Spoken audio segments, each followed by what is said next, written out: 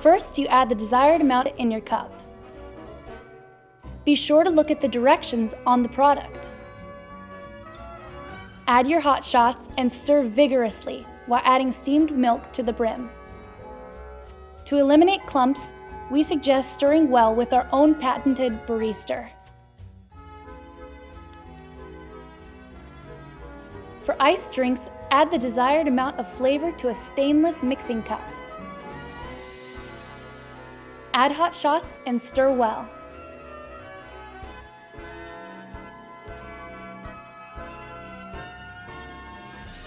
Add milk or alternative and then ice.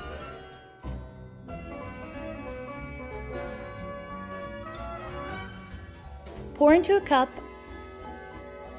and enjoy. Thanks for watching. We're happy to answer any questions you may have. Simply contact us. Gosh, That's Good brand, creating happy customers since way before yesterday. This also makes a delicious ice blended drink. Watch our Amazemix video to learn how.